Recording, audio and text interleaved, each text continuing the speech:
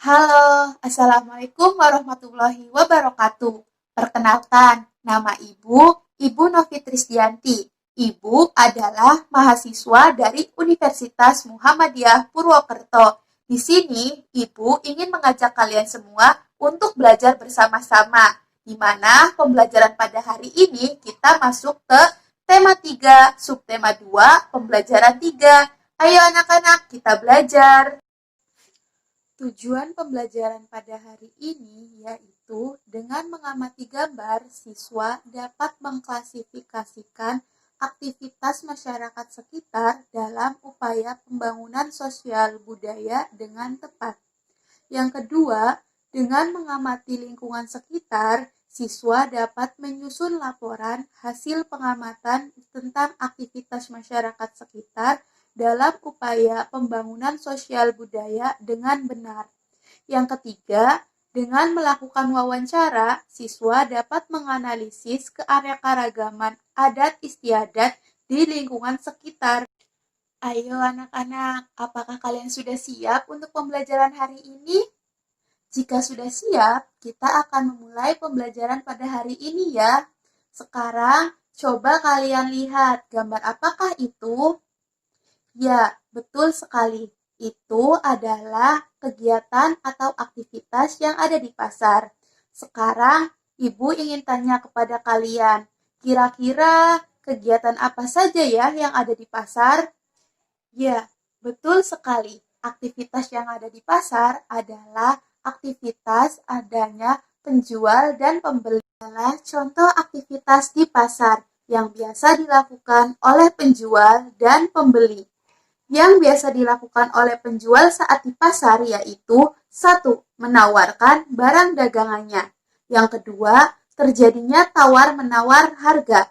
Dan yang ketiga, tentu saja menjual barang. Sedangkan aktivitas yang biasa dilakukan oleh pembeli saat di pasar yaitu 1. Memilih barang.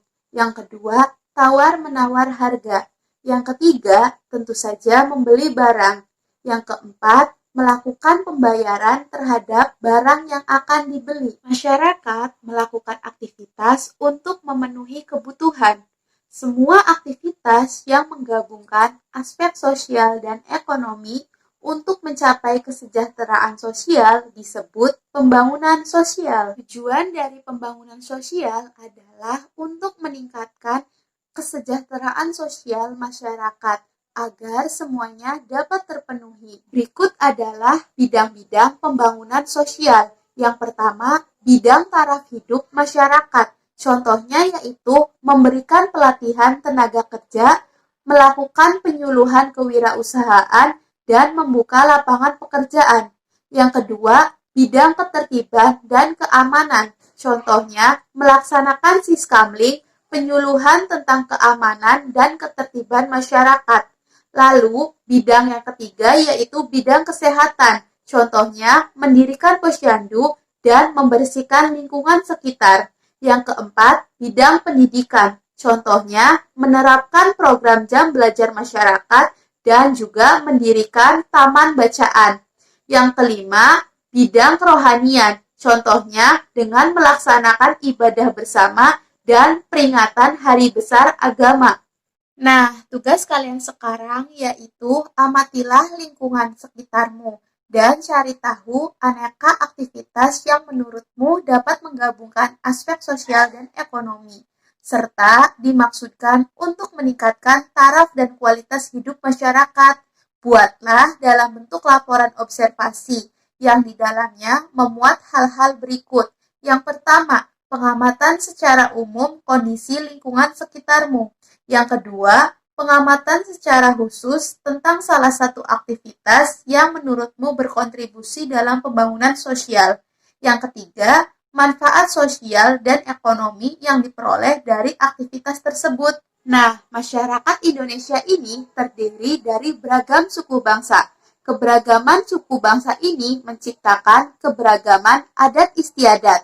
Jadi, bukan hanya keberagaman suku, bangsa, agama, tetapi ada juga keberagaman adat istiadat yang berbeda-beda di setiap daerah. Coba siapa yang tahu apa itu adat istiadat? Ya, adat istiadat merupakan suatu kebiasaan sosial yang sudah lama ada secara turun-menurun di dalam suatu masyarakat. Berikut ini beberapa contoh adat istiadat yang ada di Indonesia. Pertama, upacara ngaben merupakan upacara pembakaran jenazah di Bali.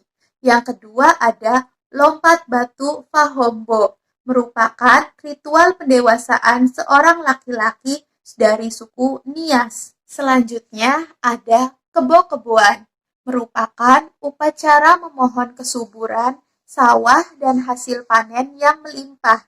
Ini merupakan adat istiadat yang berasal dari Banyuwangi. Itu semua merupakan salah satu contoh adat istiadat yang ada di Indonesia.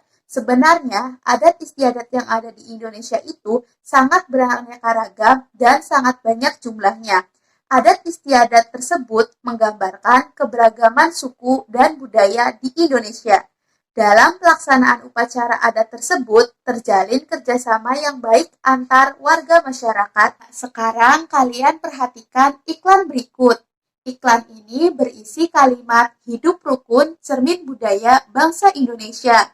Sekarang Ibu ingin bertanya kepada kalian, kira-kira iklan ini termasuk iklan media cetak atau elektronik ya? Ya, betul sekali. Ini merupakan iklan berjenis media cetak. Nah, sekarang kita akan belajar tentang perbedaan media cetak dan media elektronik. Iklan media cetak, biasanya iklan ini disampaikan secara tertulis. Selanjutnya, dapat dibaca kapan saja dan bahasa yang digunakan juga formal.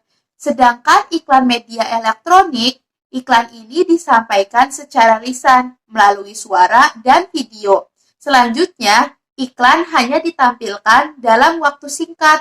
Dan yang terakhir, bahasa yang digunakan dapat formal maupun non-formal. Sebenarnya, baik iklan media cetak maupun media elektronik mempunyai kesamaan, yaitu sama-sama bertujuan untuk mempengaruhi para pembaca maupun para pendengarnya. Ya, hari ini kita sudah belajar tentang aktivitas masyarakat sekitar dalam upaya pembangunan sosial budaya.